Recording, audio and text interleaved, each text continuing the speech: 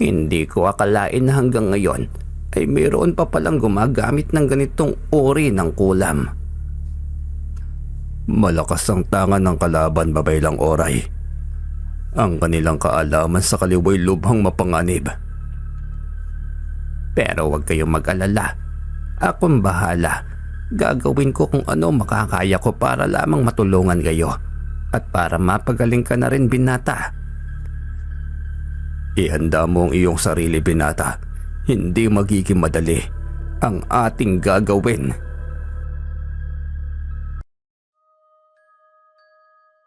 Magandang araw, Sir Joseph. Kumusta ka na po, idolo kong tagapagsalaysay? Dasal ko na sana'y nasa maayos ka lamang na estado sa kasalukuyan. Pagpalain ka sa kalusugan at buhay pamilya mo sa aspeto. Naniniwala ba kayo mga minamahal kong tagapakinig sa tikbalang o ang gitay? Ayon sa matandang paniniwala na kapag umuulan at umaaraw ay mayroong ikinakasal na ang gitay o tikbalang. Minsan binakarinig na kayo ng kulam na ang ginagamit na medium ay ang engkantadong tikbalang o ang gitay. Maaaring bago ito sa inyong pandinig, pero ang katotohanan na ito'y ginagamit na medium ng mga bihasang gumamit ng lihim na karunungan. Ito'y karaniwang ginagawa ng mga mangkukulam ng mga Tagalog. Ang pinsala na maidudulot ng kulam gamit ang tikbalang ay nakadepende sa galit ng taong gumawa nito. Tawagin mo na lamang ako, Sir Joseph, sa pangalang Rick, Tubong, Quezon. Mahigit 40 anyos pa lamang ako sa kasalukuyan. Naganap ang aking karanasan sa isang mangkukulam na gumagamit ng kakaibang estilo noong panahon na ako'y mahigit 20 anyos pa lamang. Ang aking lola sa ama ay dating labandera ng mga kano sa Olongapo. Doon rin niya sa Olongapo nakatagpo ang Amerikanong nakabuntis sa kanya. Ang aking ama na may lahing Amerikano. Sa makatuwid, siya ang bunga ng kanilang maikling panahon na pagsasama. Wala pang kamuwang-muwang si tatay noong lumisan ng kanyang ama. May surot man ng konsensya at pag-aalinlangan ay kinailangan niyang bumalik sa Amerika para tumugon sa sumisiklab na labanan. Sa kasamaang palad ay pumanaw ang kanyang ama sa labanan. Noong mga panahon na hindi pa nakakatungtong sa wastong gulang si tatay, ay mayroon pa siyang natatanggap na sustento mula sa pamilya ng kanyang ama. Natigil lamang iyon ng parehong pumanaw ang magulang ng kanyang ama. Namana ko ang aking mistisong itsura sa aking ama. Binagayan pa ng aking hilig sa basketball. Sa tuwing naglalaro ako sa court ay hindi magkamayaw ang hiyawan at tilian ng mga babae at mga kabaklaan. Naging campus crush ako ng mga panahon na yon na nag-aaral pa ako sa kolehiyo. Sa Lokban ako nagtapos ng business course. Dati kapag varsity player ka ay hindi ka pwedeng pumili ng kurso na masyadong komplikado. Selective kumbaga ang sistema. May ilang kurso ka lamang na pwede mong pagpilian. Dati kapag varsity player ka ay hindi ganoon kabigat ang pressure na dapat magsunog ka ng kilay sa pag-aaral.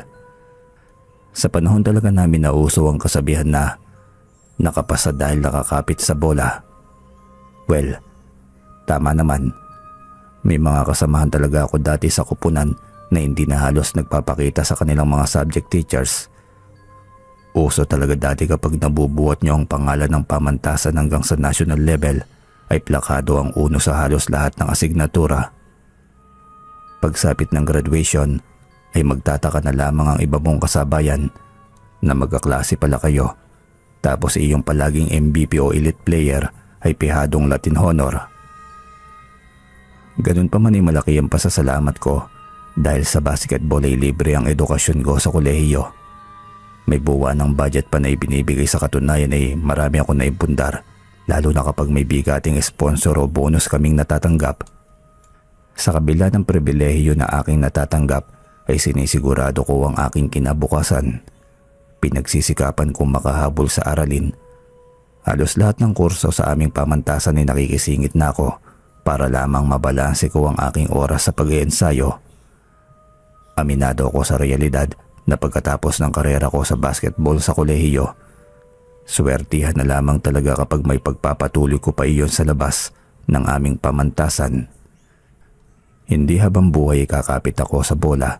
Sa ayaw at sa gusto ko'y matatapos ang pagiging varsity player ko sa pagkalipas ng 4 na taon. Sa pangatlong taon ko na sa kolehiyo nang makilala ko si Tin. Palaban, prangka at malakas ang loob. Iyon ang katangian na may lalarawan ko sa kanyang pagkatao. Hindi ko kaklase si Tin. BS Psychology ang kinuha niyang kurso. Nagkataon lamang na tumapat ang kanilang klase sa bakante kong oras. Hindi naging maganda ang una naming pagtatagpo. Siguro'y maaaring naging labis ang mataas na kumpiyansa lamang sa aking sarili, kaya ang dating sa kanya'y mayabang. Sanay na ang mga subject teacher sa akin na basta na lamang akong papasok ng kanilang klase. Tahimik lamang akong papasok at minsan ay mauunang umalis na hindi nagpapaalam. Sila mismo ang nagpatupad ng ganoong patakaran. Ginagawa nila iyon para hindi maantala o magambala ang kanilang pagtuturo. Habang ginagawa ko yun ay mayroon palang tao na palihim na nagtatanim ng galit sa akin. Maaaring resulta iyon ng inggit dahil sa pribilehiyo na aking natatanggap. Sa tuwing matatapos ang klase ay palaging may pahabol na pasaring si Tin sa akin. Hindi ko yun pinapatulan dahil unang-una ay isa siyang babae. May inakot kapatid na babae. Sanay akong pakipagbagayan ng kanilang pagkabugnutin. Pangalawa, maraming kasabayan ko doon na maayos ang pakikisama sa akin. Hindi ko sisirain ang aking araw para lamang sa isang tao. Ang prinsipyo ko, Sir Joseph, sa buhay ay simple lamang. Kung ayaw mo sa akin ay ayos lamang. Pero ang utusan mo ko na baguhin ng aking sarili para umayon sa kagustuhan mo, kalokohan. Dahil hindi kita asawa. Ayun nga, Sir Joseph, maigting ang paninindigan ko noon na tanging babae lamang na mapupusuan kong maging ina ng aking mga anak. Ang papayagan kong manghimasok sa prinsipyo ko bilang lalaki. Sa hinaba-haba man ng aking pasensya, umabot pa rin ako sa kasukdulan. Umabot ako sa puntong kailangan ko na talagang talupan ng aking timbangan. Mahigit 10 minuto na akong huli sa aking klase. Lalong uminit ang aking ulo. Nang pagkadating ko'y inukupan na ni Tin ang upuan na aking palaging ginagamit. "Miss, pwedeng bumalik ka na sa dati mong pwesto?" Mahinahong pakiusap ko kay Tin. Nakailang sambit na ako ng salita pero nananatili lamang siyang walang tugon at nakatuon ang kanyang paningin sa aming guro. "Miss, hindi ka naman siguro bingi, no? Kailangan ko pa bang sambitin ng paulit-ulit na umalis ka na dyan dahil ako ang nakapwesto dyan?" Nayayamot ko ng utos kay Tin. Binalingan niya ako sabay pukol ng matatalim na tingin. Nakikipagtitigan siya sa akin at tinatantya ang aking katatagan. Hindi siya nagpatinag sa aking paninindigan na ako may karapatan sa upuang yon. "Ano ka? May-ari ng paaralan? Huli ka na nga dumating. Ikaw pang may ganang magreklamo. Dahil wala ka ng maupuan. Ipinapaalala ko lamang sa iyo na hindi ka espesyal. Kaya huwag kang palagi magpa-VIP treatment dito. Pare-pareho lang tayong estudyante. Matuto kang lumugar." Sarkastikong sambit ni Tin. "Ano bang problema mo? Ang tagal ko nang nagtitimpi sa'yo." Tugon ko naman sa kanya.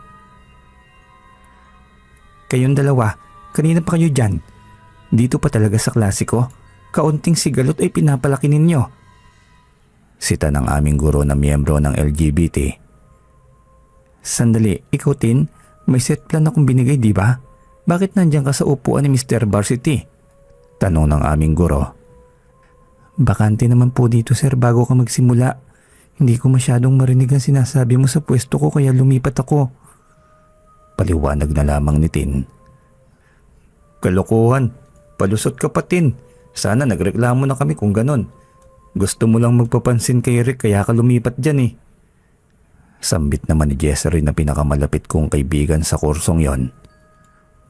"Oo sir, tama yan. Palaging si Rick ang kanyang natitipuhang alaskahin. Masyadong halata na siya, sir." Sang-ayon ng mga kaklase ni Tin. "Ay ganon? May ganoong kaganapan pala, Tin? Sa bagay, psychology major ang klase ko. Kapag hindi madadaan sa psychohan, edi daanin sa reverse psychology. Pero wag naman sa klase ko. Doon niyo sa labas pag-usapan yan. Ang mga booking niyo, okay? Ako nga itong walang books eh. Nonchalant lang. Anyway, back to real business. Hindi ko na babaguhin ang attendance ko today. Ikaw Tin, absent ka today. Ikaw naman Mr. Loverboy, set in ka lang naman sa klaseng ito. Kaya malaya ka makaupo saan mo man gustuhin. Mataray na sambit ng aming guro. Pasensya na sir, hindi lang ako updated na may Apple pala rito. Maghahanap na lang ako ng panibagong kurso na pwede kong masingitan. Sure. Bye Mr. Varsity Boy. See you around. Tugon ng aming guro. Nagbupuyos ako sa galit ng oras na yon. Minabuti kong pumunta sa kantin para magpalamig. Doon ko ginugol ang aking oras na nasayang. Tol, pagpasensyahan mo na si Tin. Trip ka lang nun. Palagay ko talaga paraan niya yun para pansinin mo. Ikaw naman kasi ang tagal niya nang nagpapapansin sa'yo. Hindi mo man lamang pinagbigyan kahit saglit. Panunokso pa ni Jessary. Tol, matagal mo na akong kilala. Alam mo naman na ayaw ko sa babaeng humahabol sa lalaki. Nakakababang moral. Isa pa tol, hindi ko siya trip no. Ibang trip siya tol, bad trip. Alam mo yun, pasalamat siya marami akong kapatid na babae. Naniniwala pa rin ako sa karma. Tugon ko naman kay Jessary. Tol, hindi ako nakaagahan kanina. Wala na akong allowance eh. Patawang sambit pa nito. Sabi na alam ko na yung mga galawan mo kaibigan. Manang, sagot ko na po yung kukunin ni Jessary sa kantin. Daanan mo na lamang ako mamaya sa gym. Bilin ko sa tindera. Ayos ka talaga tol. Magtatapos lang tayo sa kolehiyo hindi pa rin ako nakababawi sa'yo. Seryosong saad naman ni Jessary. Naging magkaibigan lamang kami ni Jessary sa kolehiyo. Nakasabayan ko siya sa pagkuha ng entrance exam sa kolehiyo. Magkakilala kami dahil parehong paaralan ng aming pinasukan ng high school. Special science class si Jessary. Ako naman ay sa school for the arts. Magkaibang field kami kumbaga pero nagkakasundo kami sa iisang bagay at iyon ang dedikasyon namin sa pag-aaral. Ayos lang tol, huwag ka lang sumuko. Tuloy lang tayo kahit mahirap. Saglit lamang ang sakripisyo natin sa kolehiyo. Bilib ako sa dedikasyon mo tol. Sige na, kuha ka na doon ng pagkain. Huwag kang magpapagutom ha. Sayang ang sakripisyo natin dito kung katawan mo naman ang bibigay. Positibong tugon ko kay Jessary. Matapos namin kumain ay nagpaalam na ako kay Jessary na uuwi na sa tinutuluyan kong dorm. Iidlip lamang ako sandali pagkatapos ay maliligo para sa ensayo namin. Tol, puntahan mo na lamang ako sa dorm kapag wala ka nang makain sa tinutuluyan mo ah. Bilin ko pa sa kanya. Salamat tol, kakapalan ko na lamang ang mukha ko. Patawang tugon naman ni Jessary. Sira ulo, hindi ka mabubuhay sa hiya. Seryoso tol, bilinan ko lamang ang kahera sa ibaba na ipahiram ang susi sa iyo sakaling wala pa ako. Ikaw nang bahalang magagilap doon ng makakain mo. Kopya boss.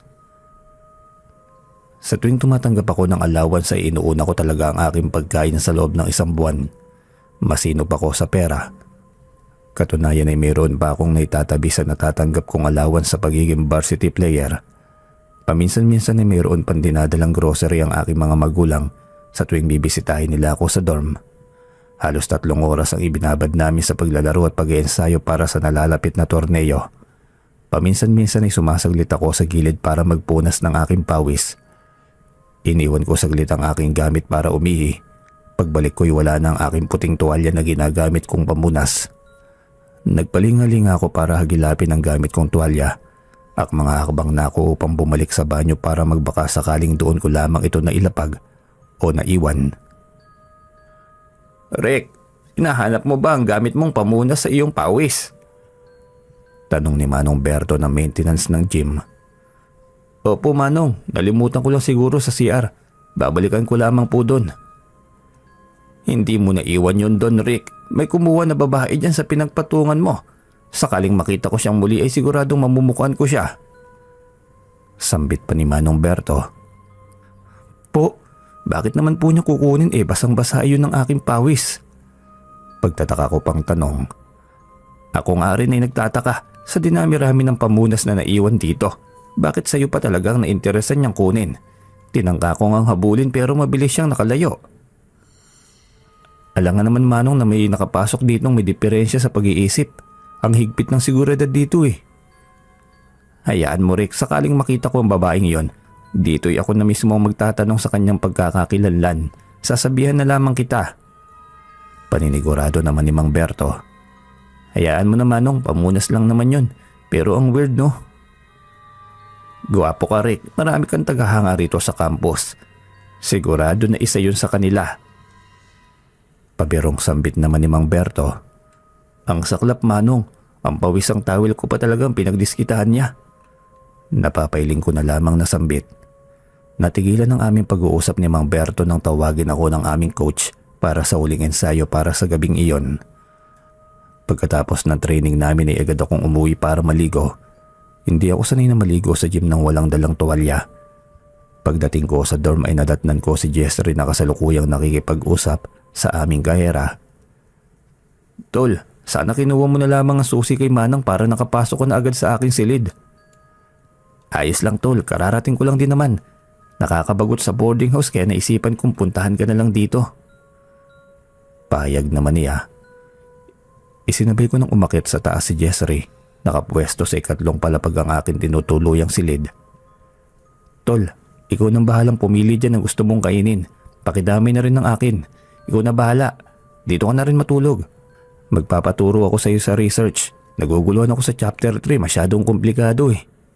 Sambit ko naman. Sige tol, maligo ko na doon. Ang lagkit mo tignan. Hindi ka man lamang ba naligo bago umuwi? Kukwento ko sa iyo mamaya tol. Pagkalabas ko'y nakahanda na ang all-time favorite meal ng mga estudyante. Hard-boiled egg, pansit canton, kape at syempre kanin. Nagsisimula na si Jessry na ayusin ang research ko mula chapter 1. Tol, ako nang gagawa niyan. Magpapaturo lang ako sa iyo. Pahayag ko naman. Ayos lang naman tol. Ang paggawa mo sa 2 chapter. Ayusin ko na lamang ng konti yung error para ready na for checking. Sagot naman nito. Iba talaga kapag aspiring Latin honor no? Sisiw lang ang research. Sambit ko naman sa kanya.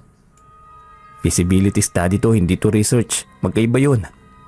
Natatawang tugon naman ni Jessry. Hayaan mo na tol, may kaugnayan pa rin sa research yan. Pilyong hirit ko naman. Ano nga pala yung sinasabi mo kanina? Tanong pa ni Jessry. Ikinuwento ko kay Jessry ang buong pangyayari, pati siya'y natatawa na lamang sa nangyari. Obsession tol. Ang lala naman, grabe naman, desperadang galawan yun tol. Pero seryoso, huwag mong baliwalain ang mga ganyan. Psychology student ako tol at marami ng kaso na may kaparehong karakter na nangyari sa'yo. Maaaring masigit pa doon ang makakaya nilang gawin. Kailangan niya ng agarang tulong na medical psychology kung sino man ang babaeng yun. Seryosong pahayag ni Jessry. Tama ka tol, kailangan talaga makilala ko ang pagkakakilanlan ng babaeng yun. Sa ngayon ko naman. Ganito na lang tol. Total wala naman akong ginagawa pagkatapos ng klase. Palihim ako magmamatsyag sa labas ng gym. Sakaling bumalik ang babaeng yun. Suwestyon naman nito. Talaga tol, gagawin mo yun. Sweet mo naman. Baka nagkakagusto ko na sa akin pre ha. Natatawang biro ko pa. Sira ulo ka talaga. Hindi ah. Malakas na tawa ni Jessry. Ilang araw kong nakikita si Jessry na palihim na nagmamanman sa gym tuwing mayroon akong ensayo. Hindi na muling nagparamdam pa ang babaeng yon. Hanggang isang araw habang nagkakape kami ni Jessry sa kantin ay nilapitan kami ni Mang Berto. Rick, alam ko na ang pagkakakilanlan ng babaeng nangahas na kuhanin ng iyong pamunas. Sino po Manong? May pananabik ko pang tanong. Ayon sa napagtanungan ko si Christina raw ang totoo niyang pangalan. Ang tawag ng kanyang kaibigan sa kanya ay Tintin. Pahayag ni Mang Berto. Manong, pwede ka bang sumama sa akin? Baka ang tinutukoy mong babae ay ang mismong nakaaway ni Rick dati sa kaklase ko. Pag-aaya naman ni Jessry kay Mang Berto. Tapos na naman ako sa gawain ko, tayo na. Tol, magkita na lamang tayo mamaya. Paalam ni Jessry sa akin. Kinagabihan ni sinadya akong puntahan ni Jessry sa aking dorm. Tol, kumpirmado. Si Tintin nga ang kumuha ng iyong pamunas. Siguradong sigurado si Manong Berto na siya ang kumuha ng iyong tuwalya. Pahayag ni Jessry. Nakapagtataka naman tol, ano kayang pumasok sa kukote ng babaeng yon? Bakit niya naisipang kunin ang gamit ko? Ako nga rin tol, kanina pa nag-iisip ng anggulo o rason na maaaring dahilan. Bakit niya kaya pinagkainteresan yon? Pinapalaliman ko talaga. Well, sa aming napag-aralan mayroong mga tao talaga na ang kanilang RGs ay natutugon sa hindi pangkaraniwan na pamamaraan. Paliwanag ni Jessry. Seryoso tol? May ganoon? Oo tol, mayroong mga tao na sa halip na sexual engagement sa taong mapupusuan nila, nababaling sa ibang aspeto na nakasanayan nila ang pagtugon sa sexual desire nila. Tawag dun tol, human fetish spectrum. Maaaring sa object, body part, o activity na hindi karaniwang ginagawa sa ritual ng pagsisiping. Associated siya sa mga childhood trauma o masalimuot nilang nakaraan kung bakit sila nagkakaganon. Paliwanag ni Jessry sa akin. Ibig mo sabihin tol, hindi normal si Tintin? May assessment na dapat siyang pagdaanan para makumpirma yun tol. Kailangan niyang sumailalim sa therapy sakaling may ganoon nga siyang pinagdaraanan. Tugon pa ni Jessry. Nakasingit ako sa ibang kurso. Naging abala ang sumunod kong schedule dahil na rin sa nalalapit na liga para sa pribadong kolehiyo sa buong bansa. Isinantabi ko muna ang isyu kay Tintin. Hindi kami nanalo sa kompetisyon na aming sinalihan. Ayos lang naman iyon dahil kahit papaano'y napaangat namin ang ranggo ng aming paaralan kumpara noong nakaraang taon. Nagkaroon ako ng libreng oras para tutukan ang aking pag-aaral dahil nalalapit na ang preliminary defense namin sa research bilang paghahanda na rin para sa panghuling taon ko sa kolehiyo. Todo subsob ako sa pag-aaral at paghahabol sa data na hindi ko pa nakukuha. Mabuti na lamang ay palagi akong tinutulungan ni Jessry para may saayos ang aking research. Kumbaga, siya ang taga-polish ng aking ginagawa. Siya ang critics at sanggunian ko sa aspetong teknikal. Hanggang isang araw ay naisipan akong isama ni Jessry sa kaarawan ng kanyang kaibigan. Hindi sumagi sa aking isipan ang posibilidad na naroon din si Tin. Ang buong akala ko'y payak na inuman lamang ng grupong pawang kalalakihan. Inuman lamang at tamang usapan. Iyon ang inaasahan kong kaganapan doon. Hindi ko akalain na bigatin pala ang kaklase ni Jessry. Nangungusap sa labas pa lamang ang karangyaan ng kanilang pamumuhay, lalong-lalo na sa loob ng kanilang bakuran. May catering at banda pa na tumutugtog para magbigay ng sigla sa pagtitipon. Pre, magandang kaarawan. Si Rick pala kasama ko. Saad ni Jessry. Pare, enjoy lang kayo ha. Huwag kayong mahiya. Tayo-tayo lang naman ang nandito. Oo nga pala pare, andito si Christina. Kalimutan niyo muna ng pansamantala yung nangyari sa inyo dati. Andito tayo para magsaya ha. Sambit ni Ezekia, nakaklase ni Jessry. Matagal na yun pare. Sa'yo ang araw na ito. Happy birthday. Ito pala ang jersey ko na ginamit ko noong nakaraang game ko. Sinabi ni Jessry na gusto mo raw ito para idagdag sa iyong koleksyon. Sa'yo na to pare, total birthday mo naman. Tugon ko na lamang. Uy, sigurado ka ba dito? Wala nang bawian ha? Natutuwang tugon ni Ezekia. Paminsan-minsan ay nahagip ng aking peripheral vision si Christina o si Tin na nakatingin sa gawi ko. Hinahayaan ko na lamang siya, total malayo naman ang pwesto namin sa kanilang lamesa. Napalalim ang aming inuman hanggang tuluyan na akong nawala sa katinoan. Totally wasted nga kung sa termino ng manginginom. Sa katotohanan ay hindi ko na maalala kung paano ako nakauwi sa tinutuluyan ni Jessry. Nagising na lamang ako ng tanghali na mabigat ang aking ulo. Gising ka na pala tol, maligo ka na doon para may masmasan ka. May isinampay akong short at damit doon sa banyo. Hiramin mo na muna para maging maaliwalas ang pakiramdam mo. Hindi na ako nakapagluto tol, medyo masakit din ulo ko eh. Sa labas na lamang tayo kakain para may anli sabaw. Sambit pa ni Jessry. Pasensya ka na tol, wala talaga akong maalala kagabi. Paano ba tayo nakauwi? Ipinahatid tayo ni Ezekia sa kanilang driver. Tindi ng tama mo eh. Hindi mo na nga siguro naalala ang pinagagawa mo tol. Nakipagsayawan ka kagabi kay Tin. Grabe ang galawan mo tol. Adonis na Adonis eh. Natatawang pahayag pa ni Jessry. Talaga tol, ginawa ko yun. Nakakahiya naman. Ayos lang yon.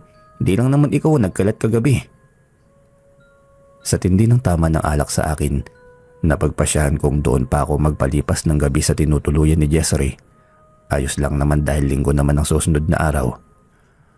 Pagkatapos ng pagtitipon na yun ay may pagbabago na akong nararamdaman sa aking sarili. Parang gumaganda sa aking paningin si Tin. Wala namang kapintasan kay Tin. Nagkataon lamang talaga na mayroon kaming hindi pagkakaintindihan sa nakaraan. Sa tuwing makakasalubong ko si Tin ay palagi siyang nakangiti at ginagantihan ko naman. Nawala na ang pagkailang ko sa kanya habang tumaraan ang mga araw ay lalong gandang-ganda ko sa kanya. Hindi iyon nakaligtas sa paningin ng aking kaibigan. Tol, nakakahalata na ako. Nanliligaw ka ba kay Tin? Ewan ko ba tol, nitong nakaraang mga araw tila umiibang pagtingin ko sa kanya eh. Weirdo mo tol, maayos naman si Tin, wala naman akong nakikitang mali sa kanya. Pero nagtataka talaga ako. Sa dinami-dami ng mga babaeng nauhumaling sa iyo tumahanga, bakit si Tin? Marami dyan tol. Pati nga mga nanalo sa pageant sa school natin eh hayagang nagpapakita ng motibo na ligawan mo. Di hamak na mas magandang mga yun kumpara kay Tin. Weirdo mo talaga tol. Pahayag ni Jessary. May punto naman talaga ito kahit ako'y nahihiwagaan sa nangyayari sa akin. Ni minsan ay hindi ko naisip na magkakagusto ako sa katulad ni Tin.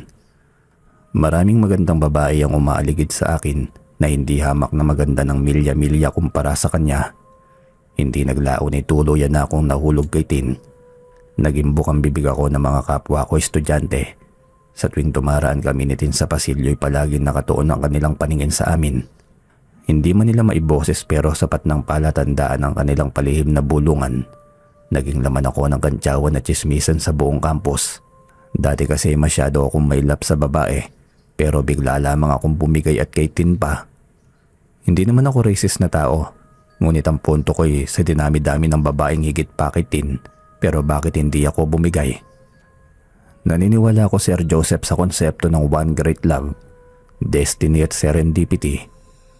Sangayon ako na ang pag-ibig ay wala sa kulay, mukha at sexualidad. Kaisa ako ng mga taong naniniwala sa universal love, pero hindi ganoon ang nangyari sa amin ni Tin. Masasabing nahumaling ako ng sagad kay Tin. Simula pagkagising ko hanggang sa panaginip ko sa gabi ay siya ang laman ng aking isipan. Ang tipong hindi kilig ang nararamdaman ko, parang may kung anong parte sa sistema ko na ang presensya lamang niya ang makatutugon. Hinahanap ko ang amoy niya at para bang may magnet siya na hinahatak ako papalapit sa kanya. Iyon ang nararamdaman ko ng panahong yon. Tol, sigurado ka na ba kay Tin? Bakit mo naman naitanong tol? Napapansin ko na palagi ka nang nagpapalipas ng gabi sa tinutuluyan niya. Sa katunayan parang ako na ang madalas natutulog dito sa dorm mo nitong mga nakalipas na buwan. Seryosong pahayag ni Jessary. Ewan ko nga ba tol, parang may palaging kulang sa aking pagkatao kapag malayo ako sa kanya. Alam mo yun tol? Paliwanag ko naman. Malala ka na tol. Umamin ka. May nangyayari na sa inyo no? Palagi tol.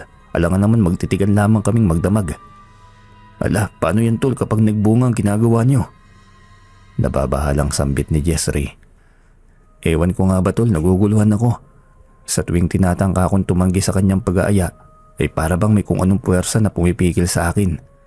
Sa totoo lamang tol, kahit ako'y nagtataka sa pagkatao ko, yung pakiramdam na parang estranghero ka sa sarili mong katawan.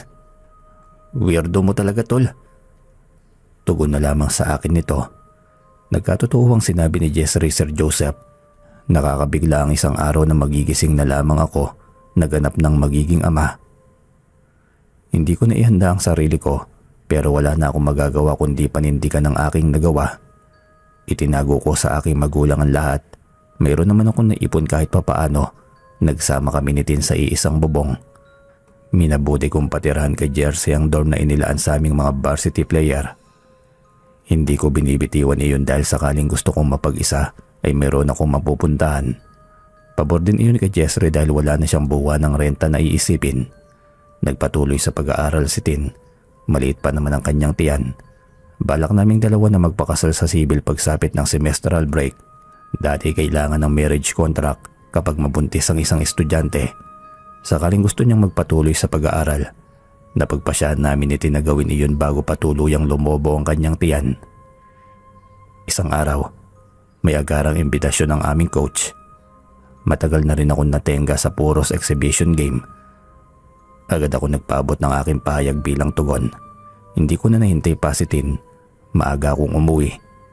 May nakatakda kaming friendly match para sa mga gustong mag-try out para sa papasok na liga. Bala ko sanang magpahinga, matulog at maligo para i-kondisyon ng aking katawan pagsapit ng hapon. Inihanda ko na ang aking susuotin para sa laro.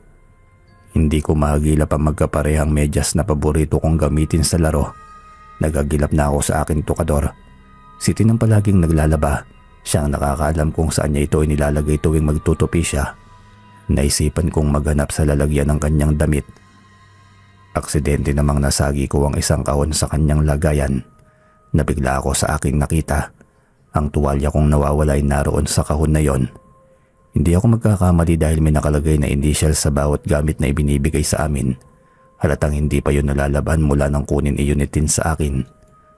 Nagtaka ako dahil may mga boteng mga laman na halamang ugat at langis na nakaipit sa loob. May nakita pa akong mga tuyong dahon doon at papel na may nakasulat na mga salitang hindi pamilyar sa akin. Napagpasyahan kong ibalik iyon sa kahon. Kailangan ko ang opinyon ni Jessary sa akin na tuklasan. Gumamit na lamang ako ng ibang medyas na mayroon ako. Karamihan sa gamit ko'y naiwan ko pa sa dorm kaya anumang oras na naisin kong umuwi doon ay pwedeng-pwede. Ayaw kong mag-alala si Tin. Nag-iwan na lamang ako ng sulat para hindi siya mag-alala sa akin. Sinabi ko sa kanya na doon ako uuwi sa dorm dahil kinabukasan ay uuwi ako ng probinsya para bisitahin ng aking magulang. Pagkatapos nga ng laro ay nagdiretso na ako kay Jessary. Ang totoo'y gusto ko lamang makausap ng masinsinan ng aking matalik na kaibigan. Gusto kong maliwanagan sa aking natuklasan.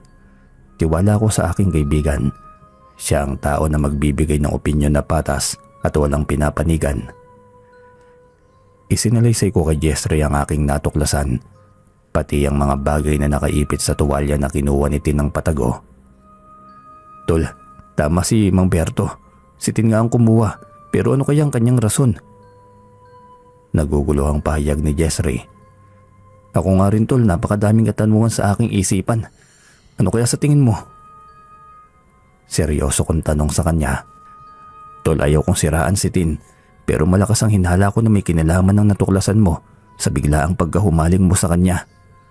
Ano kaya tol kapag subukan mong magpatingin ka sa albularyo? Tingin mo kaya? Sugestyon ni Jessary. Matagal na rin akong hindi nakakauwi tol. Bukas uuwi ako sa probinsya para bisitahin ang aking mga magulang at mga kapatid. Isasabay ko na ang pagpunta sa albularyo. Sana tol normal lamang ang nararamdaman ko. Sana mali lamang tayo nang naiisip. Mayroon nang nilalang na sumelyo sa aming dalawa. Nababahalang sambit ko pa. Maaga nga akong umuwi papuntang probinsya ko sa Quezon. Pagdating ko'y nagpahinga lamang akong saglit. Pagsapit ng hapon ay pumunta na ako kaagad sa kilalang albularyo sa aming lugar. Iyon naman talaga ang pakay ko kaya ako umuwi. Lumaki ako sa probinsya. Buo ang paniniwala ko sa espiritual na pamamaraan. Naniniwala ako sa aswang, engkanto, kulam, barang at gayuma. Hindi na iba si Ka Ermi sa aming lugar. Nasubaybayan niya ang aking paglaki. Sa tuwing nagkakasakit ako noon ay palaging sa kanya muna ako dinadala bago sa ospital. Ka Ermi, magandang hapon. Bati ko sa matanda. Ang batang ere, bakit ngayon ka lang pumunta? Ay nako, hinintay mo pa talaga na lubusang malukob ng sistema mo ang gayuma. Ang poging bata mo kasi iho. Pihadong maraming nagkakagusto sa'yo. Bungad ni Ka Ermi sa akin. Ano po Ka Ermi? Gayuma? Sigurado po kayo? Nababahala akong tanong. Hinawakan ni Ka Ermi ang aking kamay, sabay ka pa sa aking pamulsuhan. Ang lakas ng gayumang ginamit sa iyo iho. Ang malalapay dahil may nararamdaman akong 2 pintig sa iyong pamulsuhan. Nakabuntis ka ba iho? Seryosong tanong ni Ka Ermi. Wala na akong nagawa Sir Joseph kundi isalaysay ang buong pangyayari kay Ka Ermi. Doon ka nadali sa inuman iho. Naaamoy ko pa ang bahid ng alak na sumama sa gayumang naihalo sa iyong inumin. Sambit ni Ka Ermi. Ang nakaipit sa personal mong gamit na may kaugnayan sa iyo ay dasal para maging maamo ka sa babaeng yon. Bigyan mo lamang ako iho ng 3 araw. Magagawa ko ng maalis ang gayumang dumadaloy sa iyong mga ugat. Paninigurado ni Ka Ermi. 3 araw ang kailangan kong isakripisyo para tuluyang maalis ni Ka Ermi ang gayumang nakakapit daw sa aking katawan. Sa bawat araw na ginagawa ni Ka Ermi ang gamutan ay unti-unting naglalaho ang nararamdaman ko kay Tin. Hanggang sa tuluyang nanumbalik ang pagkasuklam at pagkamuhi ko sa kanya na lalo pang sumidhi dahil sa ginawa niya sa akin. Agad akong lumuwas para bumalik sa lukban. Dumiretso ako sa dorm na dati kong tinutuluyan. Umiiyak ako nagsalaysay kay Jessry. Sabi ko na may kakaiba talaga sa iyo tol.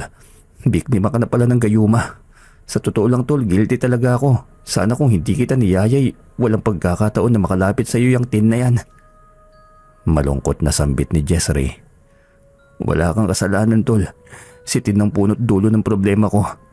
Ninako niyang pamunas ko para makakuha ng direktang likido na nagmula sa aking katawan. Ginamit niya yun para maisakatuparan ng ginagawa niyang gayuma. Ginamit niya ang personal kong gamit para makontrol ang aking isipan. Pagkatapos niyang may painom ang gayuma sa akin. Pahayag ko kay Jessry. Ano nang balak mo ngayon tol? Samahan mo ko tol. Bukas, puputulin ko na ang ugnayan ko sa babaeng yon. Magkakaroon na kayo ng anak tol. Papaano na ang bata? Patuloy kong gagampanan ang tungkulin ko sa bata. Labas ang sanggol sa personal naming problema. Samahan mo ko tol. Baka dumilim ang paningin ko't mapagbuhatan ko pa ng kamay ang babaeng yon. Nanggagalaiti kong tugon. Kinabukasan nga'y kinompronta ko si Tin. Nagkasigawan kaming dalawa. Matindi ang aming pagtatalo hanggang pinagitnaan na kami na may-ari ng bahay na aming inuupahan. Tin, alam mong nararamdaman ko ngayon. Abot langit ang galit ko sa iyo. Pasalamat ka dahil dinadala mo ang aking dugot laman. Hahayaan kita dahil na lamang sa anak kong dinadala mo. Sumbat ko kay Tin. Rick, magkakaanak na tayo. Ayos naman ang pagsasama natin. Patawarin mo na ako. Ginawa ko lang naman yun dahil sa labis kong pagmamahal sa iyo. Maawa ka sa amin ng anak mo, Rick. Please. Tin, pasensya na. Hindi ko makakayang magising sa umaga na ang kasinungalingan mo ang aking naiisip. Mahalagang sangkap sa pagsasamang tiwala. Hindi ko may papangakot may ibabalik ko pa yun sa iyo. Isa pa, wala talaga ako nararamdaman sa iyo kundi pawang pagkamuhi, galit, puot at disgusto. Napakababa ng tingin ko sa iyo ngayon na kahit papahirapan pa kita hindi mo maiibsan ang katotohanan na sinira mo ang buhay ko. Hindi mo kailangang umalis dito. Ako ang kusang aalis. Patuloy ako magbibigay ng sustento. Huwag ka nang umasa na may magaganap pang kasalan. Ilalapit ko sa pamunuan ng pamantasan ng kaso natin. Aakuin ko ang lahat ng responsibilidad. Total sinira mo naman ang tuluyan ng buhay ko. Ang moral at pangalan ko ay sinira mo na. Wala nang mawawala sa akin. Magpapatuloy ka sa pag-aaral. Tatanggapin ko ang parusang ipapataw sa akin basta magtatapos ka lang. Tuluyan ko nang nilisan ang aming tinutuluyan. Bumalik ako sa dorm bit-bit ang aking gamit. Nagmamakaawa si Tin na huwag kong iwan pero namamayani sa aking puso't isipan ng galit. Magiging miserable lamang ang aming pagsasama. Bago ako umalis ay nag-iwan ako sa may-ari ng inuupahan naming bahay ng numero sakaling kailangan niya na makokontak. Pinapasuyo ko kay Jessry ang pangangamusta sa kalagayan ni Tin. Kalimitang nakikita ko si Tin na nakatanaw sa aking gawi. Ayaw ko ma-stress si Tin kaya iniiwasan ko makihalubilo sa kababaihang nagdidiwang sa paghihiwalay naming dalawa. Ilang beses niyang sinubukang kausapin ako pero kusa akong nag-iiwas at lumalayo. Ayaw kong umasa siyang may patutunguhan pa ang aming relasyon. Kahit katiting ay wala talaga akong nararamdaman sa kanya kundi galit at pandidiri. Hanggang isang araw ay bigla na lamang siyang hindi pumasok. Pagkarating ni Jessry ay agad niyang sinabi sa akin na lumiban na sa kanilang klase si Tin. Naghahanda na kaming dalawa para puntahan si Tin sa kanyang tinutuluyan. Naantala ang aming paghahanda nang marinig ko ang kahera ng dorm ko na kumakatok. Ano po yun, Manang? Tanong ko pa. May tawag ka Rick sa telepono. Mabilis ako nagpanawag para sagutin ang tawag. Ang may-ari ng paupahan. Tumawag siya para ibalita sa akin na umalis na si Tin sa dati naming tinutuluyan. May refund ako sa depositong naibigay ko at may naiwang gamit si Tin doon na hindi niya na kayang bitbitin. May kusa man akong gampanan ng tungkulin ko sa bata, ngunit ayoko naman magbigay pag-asa kay Tin na may pag-asa pa na muli kaming mabubuo para maging isang kumpletong pamilya. Hindi ko pinagkait sa kanya ang aking tulong kusa siyang umalis. Hindi ko sila tuluyang inabandona. Sa kabila ng ginawa niya sa akin ay kabutihan pa rin niya ang aking iniisip.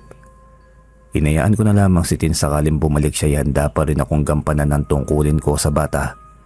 Nabalitaan ko na lamang buhat kay Jessary na lumuwas ang kapatid ni Tin para formal na maidrap ang lahat ng kanyang subjects. Patunay iyon na porsigido si Tin na tumigil na sa pag-aaral. Ang buong akala ko'y tuluyang mananahimik na si Tin, pero simula pa lamang pala yon ng panibagong pagsubok na hahamon sa aking katatagan. Mabilis lumipas ang 2 buwan, Sir Joseph. Hindi na muling nagparamdam pa si Tin. May plano na akong puntahan siya bago sumapit ang kanyang kabuwanan. Oo, at galit ako kay Tin. Pero sa kabilang banday, anak ko pa rin ang kanyang dinadala. Hindi naman ako irresponsabling tao na ipapaako sa kanya ang lahat. Higit sa lahat ay gusto kong kilalanin ako ng aking anak na responsableng ama pagdating ng araw. Ayokong kamuhuyan ako ng aking anak dahil pinabayaan ko siya at inabandona. Tol, natukoy mo na ba ang tirahan ni Tin? Usisa ako kay Jessary na kaklase ni Tin. Oo tol, taga San Cristobal si Tin. Medyo may pagkaliblib umano ang kanilang lugar. Nakatungtong sila sa mismong lupain ng Mount Banahaw. Medyo malayo yung sa kanila tol. Ulat nito sa akin. Sige lang tol, pupuntahan ko siya kahit malayo. Kailangan magampanan ko ang responsibilidad ko sa bata. Kahit sa aspetong pinansyal na lang tol, magagawa kong bawasan ng kanilang pasanin. Ngayon pa lang ipusposa na akong mag-iipon para pagsapit ng kanyang kapanganakan.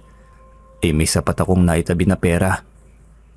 Pahayag ko sa aking matalik na kaibigan. Pusposan ng aming pag-iensayo noong sumapit ang semestral break.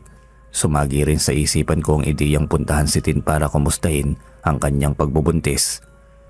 Hindi ako natuloy dahil sa pakiusap ng aming coach na umextra muna ako sa kanya. Nakatakda siyang umalis para magbakasyon sa kanyang anak sa ibang bansa. Nagkataon na ginaganap ang regional meet para sa mga high school. Tinanggap ko na kaagad dahil sayang din ang pera na aking kikitain. Malaking tulong para madagdagan ang aking ipon para sa panganganak ni Tin. Tol, mukhang nangangayayat ka na yata. May nobya ka ba? Mukhang palagi kang puyat at pagod. Tanong naman ni Jessary sa akin. Halos 2 linggo na rin nawala si Jessary sa dorm. Pansamantala siyang umuwi sa kanila para magbakasyon. Sinulit niya ang semestral break para makasama ang kanyang pamilya. Ewan ko ba tol, hindi ako nakakatulog ng maayos. Palagi akong minapapanaginipan. Pagkagising ko, hapong-hapo na ako, parang totoo talaga eh. Ala tol, umamin ka. Tumitikim ka na ba ng droga? Sira ulo ka. Ganyan na ba talaga kasama ang tingin mo sa akin? Matayog ang pangarap ko. Hindi ko itataya ang karera ko para lamang sa mga ganong bagay. Siguro kapag ginawa ko yun, katapusan na rin ang karera ko sa varsity. Sa bagay, paano ka nga makakapasa sa medical kapag gumagamit ka nun? Ano ba yung napapanaginipan mo ha? Alam mo yung kalahating tao at kalahating kabayo? Tikbalang? Ala, bakit naman mapapanaginipan mo ang nilalang na yun tol? Ewan ko nga ba tol, basta sa panaginip ko hinahabol ako ng tikbalang. Pagkatapos bigla na lamang nag-ibang senaryo. Ako naman ang humahabol sa kanya. Nakita ko sa panaginip ko si Tin. May kinabit siya sa tikbalang, pagkatapos nagmamadali akong mahabol ang tikbalang para mabawi ko ang ikinabit ni Tin. Naguguluhan ko pang salaysay. Sa tingin ko tol, baka palagi mong iniisip ang anak nyo. Masyado kang nag-aalala sa kanilang kalagayan. Huwag mo munang masyadong isipin ang kanilang kalagayan, total. Sa poder naman si Tin ng kanyang pamilya. Alangan naman siguro na magagawa nilang pabayaan ng mag-ina. Hindi ko naman pinapalaliman ng ganong bagay tol. Hindi ko naman tinakbuhan ang aking responsibilidad. Kusa siyang umalis. Isa pa'y ginagawa ko naman ng lahat ng ito para sa kanyang panganganak. Pero nag-aalala ako sa iyo tol. Kung nagawa niya yun noon na daanin ka sa gayuma, hindi imposible na magagawa niyang muli yon. Seryosong pahayag ni Jessry.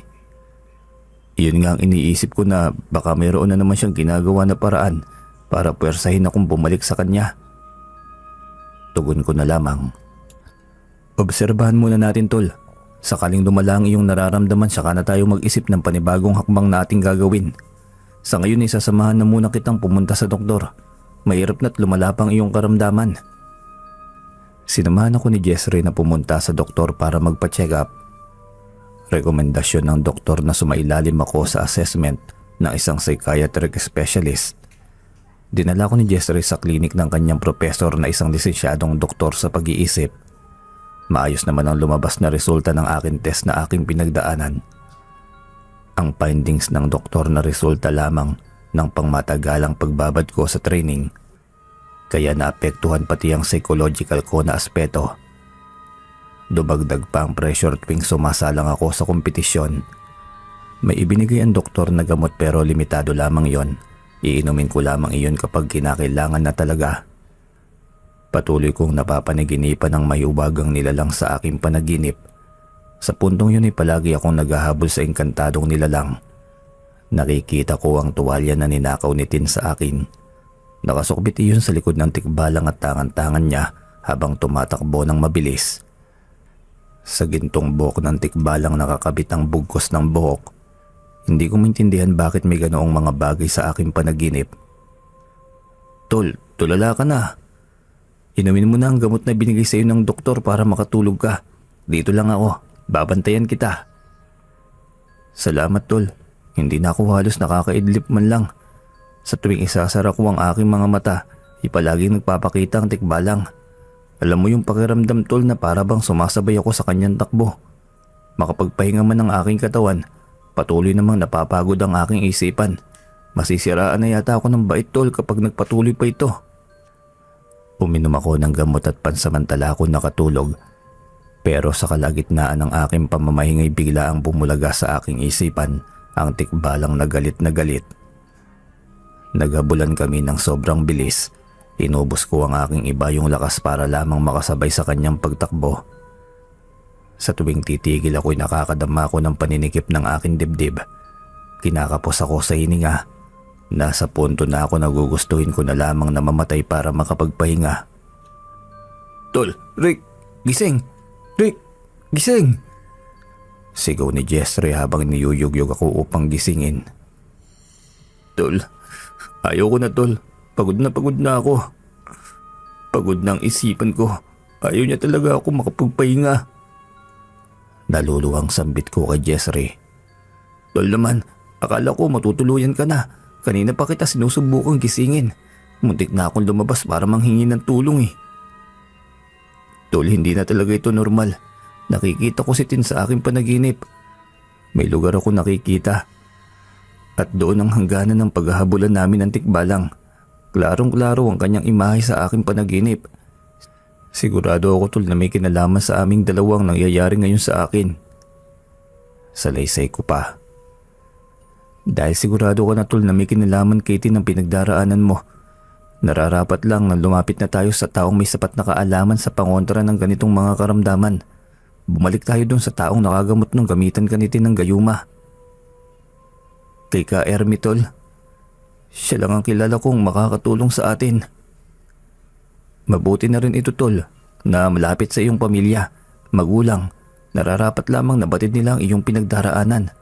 Ayaw ko sa huli ay mayroon silang masabi sa akin bilang matalik mong kaibigan.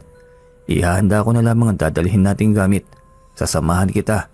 Hindi tayo babalik hanggat walang kasagutan ng tumapong karamdaman sa iyo. Sinamahan ako ni Jessry pauwi sa aming probinsya. Nagpupuyo sa galit ang aking ama. Lalo pa noong nalaman niya na unang ginayuman na ako ni Tin. Pagkatapos sa ngayon ay may ginagawa na naman siyang panibagong hakbang para puwersahin akong bumalik sa kanya. Si inay naman ay mahinahon akong kinausap para patatagin ang aking kalooban. Bata pa lamang ako'y ganoon na si inay. Kahit gaano katindi ang kanyang galit at pagkapuot, ay nananatili pa rin siyang malumaning magsalita at mahinahong gumalaw.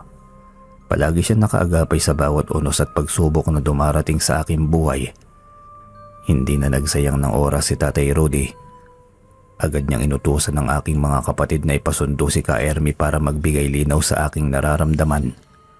Pag-apak pa lamang ni Ka Ermi sa aming bakuran, ay nakaramdam na kaagad siya ng kakaibang puwersa na namamayani sa paligid. Nako, Rodi at Elma, kinukulam ang anak ninyo. Hindi ako magkakamali. Damang-dama ko ang presensya ng mangkukulam.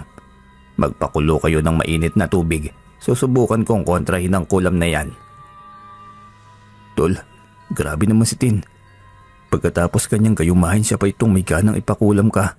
Hindi ko maintindihan ang ugali ng babaeng yon. Ang itim ng budhi. Sana kung nalaman ko lamang na ganito ang gagawin niya. Inunahan ko na yon. Hindi ko na sana pinauwi. Nag-aalalang wika ni Jessry. Wala na tayong magagawa, tol. Desperada na talaga si Tin na makuha ko. Wala naman sanang problema, tol, sakaling mahal ko talaga siya eh. Pero hindi, pareho lang kaming magiging miserable kapag pinilit kong pakisamahan pa siya. Tugon ko naman. Pagkakulo ng tubig ay agad na ipinalagay ni Ka Ermi sa malinis na batya. Pagkatapos gamit ang sirang kaldero ay tinunaw niya ang kandila na umano'y hinihingi niya sa simbahan tuwing naglilinis sila ng kandelabra. Ibinuhos iyon ni Ka Ermi sa mainit na tubig. Bagyang napatigil ang matandang manggagamot sa kanyang ginagawa. Halata sa kanya ang pagkabigla. Nagpatuloy ito sa kanyang ginagawa. Sinimulang usalin ng matanda ang orasyong kumbate para kontrahin daw ang kulam. Ginawaran niya ako ng orasyong pambalute para magkaroon ako ng proteksyon. Habang nagsisimula siyang gumawa ng ritual na pamarusay umiinit ang aking buong katawan. Nagsimula na rin magsilabasan ng likido sa aking katawan. Tagaktak na ako ng pawis. Patuloy lamang si Ka Ermi sa ginagawa niyang ritual na pamarusa. Tubig! Tubig, maawa kayo! Bigyan niyo ako ng tubig! Sambit ko dulot ng matinding uhaw na aking nararamdaman. Akmang kukuha na ng tubig si Tatay Rudy. Naging maagap si Ka Ermi para pigilan si Itay. Huwag! Nararamdaman ni Rick ang pamarusa na ginagawa ko sa mangkukulam. Hayaan niyo lamang siya. Malapit na akong makatapos. Si Tatay Rudy at Jester ang nakahawak sa magkabila kong kamay. Sinisikap kong makatayo dahil sa hindi may paliwanag na pagpapahirap na akin nararamdaman. Pinapahawakan ako ni Ka Ermi para manatili lamang ako nakahiga. May binubulong si Ka Ermi sa kanyang palad at nilalapit iyon sa akin tagiliran na hindi lumalapat. Nararamdaman ko na parang natutusok ng matalim na punyal ang aking tagiliran. Hindi ko mapigilan ang pagbukas ng aking bibig at sumilay buhat doon ang boses ng isang babae. Sino ka? Sagot! Madiin na sambit ni Ka Ermi. Sige, pahirapan mo ko. Hindi mo ko kaya. Boses na maririnig buhat sa akin. Nagugulon ako sa boses babae na lumalabas sa aking bibig. Naririnig ko yon. Kusang isinasambit ng aking bibig na hindi ko naman iniisip ang ganoong kataga para sambitin. Sino ka? Nagmamatigas ka pa! Sigaw ni Ka Ermi. Muling bumulong ng orasyon si Ka Ermi sa kanyang palad at umaktong gigilitan ako ng leeg. Nagsisigaw ang boses babae na namumutawi sa aking bibig. Pumapalahaw sa sobrang sakit. Tama na! Tama na! Oo na, aamin na ako! Sambit ng boses ng babae. Magpakilala ka! Napag-utusan lamang ako ng pamilya ni Christina. Sinong Christina? Christina o Tin, ang babaeng inabandonan ng lalaking ito. Hinayaan niyang karguhin ni Christina ang lahat. Sambit ng boses babae.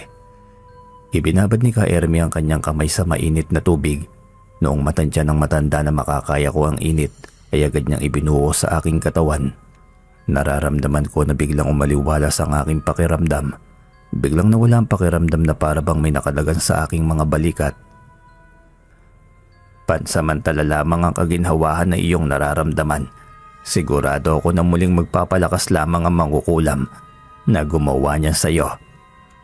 Pahayag ni Ka Ermi. Ka Ermi, may magagawa ka pa ba para tuluyang gumaling ang aking anak? Tanong ni Tatay Rudy sa manggagamot. Iniangat ni Ka Ermi ang ginawa niyang pagtatawas sa akin. Iniharap niya sa amin ang figura ng isang kabayo at sa tabi nito ay figura ng isang babae. Ang babae ay buntis dahil malaki ang kanyang tiyan. Ang nakapagtataka lamang kung bakit may kasama itong kabayo. Hindi ito basta kabayo lamang kundi tikbalang ito. Pahayag ni Ka Ermi. Bakit may tikbalang? Ano ang kinalaman ng tikbalang sa kulam na kinakaharap ng aking anak? Usisa naman ni Tatay Rudy. Isang natatanging kulam na bihira na lang ang gumagawa. Matagal na akong hindi nakakasalamuhan ng ganitong uri ng kulam. Inakala ko na tuluyan na itong naglaho. Mayroon pa palang lipi ng mangkukulam na natitira na may alam sa ganitong estilo. Hindi na ako magpapaligoy-ligoy pa, Rudy. Matanda na ako para kontrahin ang ganitong uri ng kulam.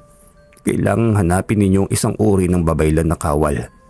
Uri ng babaylan na gumagamit ng lakas para magapi ang nagpapahirap sa kanilang ginagamot.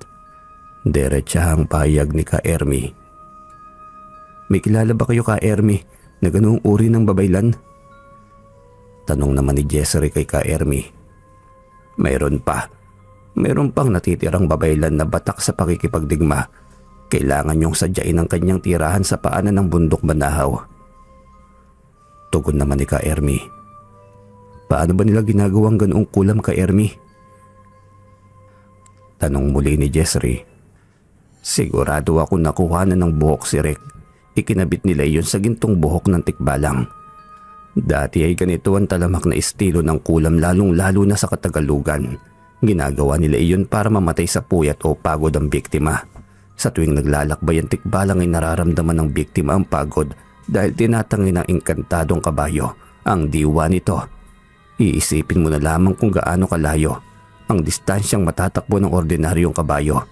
Doble o triple mahigit ang bilis ng isang tikbalang. Ganun ang epekto ng ganitong uri ng kulam. Paliwanag ni Ka Ermi. Paano nila yun naikabit sa tikbalang? Muling tanong naman ni Jessary. Naniniwala ako na ang tikbalang na yun ay gabay ng isang mangkukulam. Ginagamitan ng malakas na ritual para mapaamo. Bawat engkanto ay may kanya-kanyang kahinaan. Masasabi mo ba, Ka Ermi, kung hanggang kailan ang bisa ng ginawa mong panlaban sa kulam? Tanong ni Jessary sa manggagamot. Walang garantiya. Ang sigurado lamang ako na kapag bumalik ang lakas ng mangkukulam na yon, ay muli siyang maglalagay ng karga para muling isagawa ang naudlot niyang kulam. Saad muli ni Ka Ermi. Humingi ng tulong si Tatay Rudy sa aming partidos para siya'y samahan sa paghahagilap sa babaylan na tinutukoy nito. Nagmamadali silang umalis para sadyain ang paanan ng Mount Banahaw. Nanatili si Ka Ermi sa aming bahay. Ipinahayag niyang hindi siya aalis hanggat hindi dumarating ang babaylan na sinasabi niyang may kakayahang gamutin ako. Mula sa labas ay parang may naulinikan akong huni ng kabayo. Naririnig ko rin ang mabibilis nitong mga paa na parang umaaligid sa aming bahay. Simula nang marinig ko yun ay bigla na lamang nanumbalik ang nararamdaman kong pag-init ng aking katawan. Sa puntong yun ay ramdam na ramdam ko na parang sigarilyo na unti-unting natutupok. Kinukumbulsyon na ako sa ibayong bugso ng puwersa na lalong nagpapasidhi sa init ng aking nararamdaman. Naninigas, lumalagablab at nakakapanghina. Nararamdaman ko na parang natutuyo na ang bawat hibla ng aking laman. Ang tikbalang na mismo ang pumunta rito para lalong pahirapan ka, Rick. Napakasalbahing mangkukulam nito. Sambit ni Ka Ermi. Muling kinargahan ako ni Ka Ermi ng baluti para magawa kong malabanan ang init na aking nararamdaman. Nakakapanindig balahibo ang senaryo sa paligid ng aming bahay. Nagkalat sa buong paligid ang bakas ng paa ng tikbalang pagkatapos ay patuloy ang ginagawa niyang nakakapukaw na tunog na para bang humahagibis na takbo ng kabayo. Tatangkain ko na mapuruhan ang mismong mangkukulam na gumawa sa iyo nito. Saad ni Ka Ermi. Sinimulan na ni Ka Ermi ang pag-uusal ng dasal na Latin na paminsala sa babaeng mangkukulam. El Mistre, Claudiam, Imbaginam, Magnam. Sambit ni Ka Ermi. Sa bawat mabibigat na orasyong binibitawan nito ay may hatid na pahirap iyon sa mangkukulam na tumatagos sa aking katawan. Nararamdaman ko ang epekto ng kumbate na binabato ni Ka Ermi sa mangkukulam. Sa bawat orasyong pamarusa na kanyang sinasambit ay may karugtong iyon na balute para proteksyon sa akin. Bumigay ang aking katawan kaya bahagyang nawalan ako ng malay. Pagkagising ko'y agad akong pinainom ni Ka Ermi ng tubig bilang panimula ng malakas na kumbate na igagawad niya sa akin. Antipicar, miltosam, hino-hino, pitirikyom, hawot, humid, ipopititom. Madiin na sambit ni Ka Ermi. Naramdaman ko na kahit papaano'y bahagyang nakabawi ako ng lakas. Halatang madabong nakaalaman ni Ka Ermi sa dasal at orasyon. Iyon na lamang ang makakaya niyang gawin dulot na rin ng katandaan. Titigil ka o gusto mong wakasan ko na ang iyong buhay? Pagbabanta ni Ka Ermi sa mangkukulam. Oo, gawin mo. Subukan mo. Matapang nasambit ng babaeng mangkukulam sa pagitan ng aking katawan. Ibibigay ko ang hinihingi mo. Babala ni Ka Ermi sa mangkukulam. Napilitan si Ka Ermi na isagawa ang pinakamabigat na parusa sa isang mangkukulam, ang orasyong pampaslang o panggilit sa leeg ng mangkukulam. Nakakarinding palahaw at nakakabingin daing ang sumunod na boses na lumalabas sa aking bibig. Nahihirapan na ako ng mga oras na yon, ngunit klaro sa aking pandinig ang buong pangyayari. Si Jessary naman ay nanatili sa aking tabi para palakasin ang aking loob. Hindi na ako makayanang tignan ni inay sa ganoong kalagayan. Minabuti niyang umalis sa aking tabi dahil masyado siyang nadadala ng kanyang nerbiyos, takot at pagkabahala para sa akin. Napilitan akong kitilin ang buhay ng mangkukulam para pansamantalang maantala ang kasukdulan ng kulam na maaari mong ikamatay, Rick. Sigurado ako na hindi lamang siya nag-iisa. Kailangan pa nilang bumalik mula sa simula ng ritual. Napaslang ko na ang kasalukuyang gumagawa ng kulam kay Rick. Hanggat nakakabit ang buhok ni Rick sa tikbalang ay hindi matatapos ang kanyang paghihirap. Pahayag ni Ka Ermi. Bahagyang nakahinga na ako ng maayos noong dumating sina tatay at ang iba ko pang kaanak na voluntaryong sumama sa pagtuntun sa babaylan. Ka Ermi, andito na ang babaylang si Oray. Pahayag ni Tatay Rudy. Mabutit na dala niyo si Oray. Nagawa ko ng mapaslang ang mangkukulam na nagpapahirap sa kanya. Sigurado ako na lalong lalakas ang panibagong kulam na kanilang gagawin. Saad ni Ka Ermi. May bihasa pa palang gumagamit ng ganitong pamamaraan. Bihira na ako nakakatagpo ng ganitong klaseng estilo ng kulam. Pahayag ni Oray. Kakaibang pamamaraan ni Oray sa panggagamot bilang babaylan na gumagamit ng kampilan. Nakakamangha dahil sa kabila ng kanyang kasarian na isang babae ay nagagawa nitong makipagtunggalian o duwelo sa mga masasamang nilalang. Ang kanyang katawan ay puno ng mga anting-anting, habak at pananggalang. Isang antingerang babaylan o tinatawag noon na mandirigmang babaylan. Gumagamit siya ng iba't ibang uri ng bato. Dinadantay niya yon sa bawat sulok ng aking katawan. May ibinubulong siyang mga dasal sa akin na lubhang nagpapabigat sa aking mata. Tuluyan ako nakatulog at pumasok sa isang panaginip, pero sa pagkakataong yun ay kasama ko na ang babaylang si Oray. Biglang sumulpot ang tikbalang. Muling tumakbo ito ng ubod lakas. Tinatangay ako ng tikbalang habang tumatakbo. Kusang humahakbang ang aking katawan sa panaginip. Humahakbang, tumatakbo para lamang hindi makawala sa tikbalang. Bumaling ako sa aking likuran. Nakita ko si babaylang Oray na matyagang nagtatatakbo ng mabilis para sundan kami. Noong tuluyang maabot kami ng babaylang si Oray, ay mabilis itong tumalon para makatungtong sa likod ng tikbalang. Umakto ang tikbalang na tinataktak ang katawan nito para mahulog ang babaylang si Oray. Malakas si babaylang Oray dahil nagagawa nitong kumapit ng maigpit sa likod ng tikbalang sa kabila ng pagwawala nito na para mapaalis lamang ang babaylan. Pinilit ni babaylang Oray na maabot ang gintong buhok ng tikbalang. Binunot ni Tandang Oray ang gintong buhok ng tikbalang nang tuluyan niya itong maabot. Sa punto na tuluyang natanggal ni Babaylang Oray ang buhok ng tikbalang, tumigil ang tikbalang sa pagtakbo. Yumuko ito sa harapan ng babaylan. Iyon ang huling bagay na aking naaalala. Ang sumunod na pangyayari ay nagising ako sa madaling araw na maayos na ang aking pakiramdam. Nanatiling nakaantabay si Babaylang Oray at ka Ermi na kasalukuyang humihigop ng mainit na kape. Maayos ka na, Rick. Nagawa ko mabawi ang buhok mong pinatangay ng mangkukulam sa tikbalang para mapaslang ka sa labis na pagkapagod at panunuyo ng iyong lalamunan. May pinasuot na akong buhay ng mga panagang sa iyong katawan. Tuturuan kita kung paano ito buhayin. Debosyonan yan at pakainin tuwing kabilugan ng buwan para maprotektahan ka sa ganitong nilalang. Nararamdaman ko na masyado kang lapitin sa pamarusa na gawain dahil sa angking katangian mo. Seryosong pahayag ng babaylan. Ipinaubaya na ni Babaylang Oray kay ka Ermi ang tuluyang pagpapagaling sa akin. May inihabilin lamang si Babaylang Oray sa aking mga magulang na mga kailangan para umanubatakin ng aking kambaldiwa. Masyadong mahina ang aking kambaldiwa kaya nagiging marupok ako sa laban sa pamarusa na may kaugnayan sa lihim na karunungan.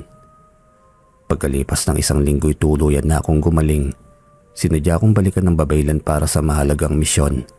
Unay para batakin ang aking kambaldiwa para lalong lumakas at magkusa na itong depensahan ako sa masasamang elemento o nilalang sa aking paligid. Pangalaway para ituloy ang pakikipagkasundo ni Babaylang Oray sa tikbalang na may kagagawa ng aking paghihirap. Hanggat hawak namin ang kanyang gintong buhok ay mananatili siyang alipin. Ginagamit namin ang tikbalang para maturuan ang leksyon ng pamilya ni Tin. Pangatlo'y para tulungan akong magampanan ang aking tungkulin sa bata na walang may nakabuntot na panganib. Inutusan ni Babaylang Oray na humagilap ng gamit na may direktang kaugnayan sa mga taong nasa likod ng aking matinding paghihirap. Bago sumilay ang liwanag ay nagawa na ng tikbalang ang pinapagawa ng babaylan. Isang mapaminsalang kulam ng sabay-sabay na ginawa ng babaylang si Oray para balikan ang gumawa sa akin. Ang plano lamang ni Oray ay ang maturuan ng mahalagang aral ang buong angkan ni Tin.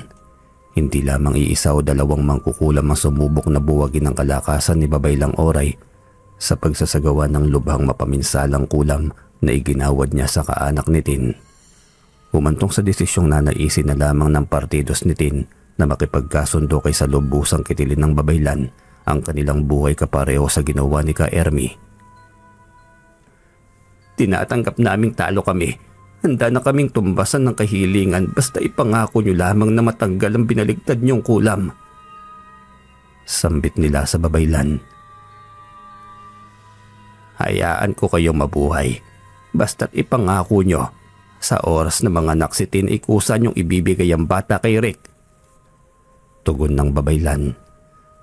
Pumapayag kami basta siguraduhin nyo lamang na matutupad ang ating napagkasunduan. Mapupunta kay Rick ang bata basta ipangako niya na pwedeng mahiram o mabisita man lamang ni Tin ng bata. Pakiusap naman ng mga mangkukulam.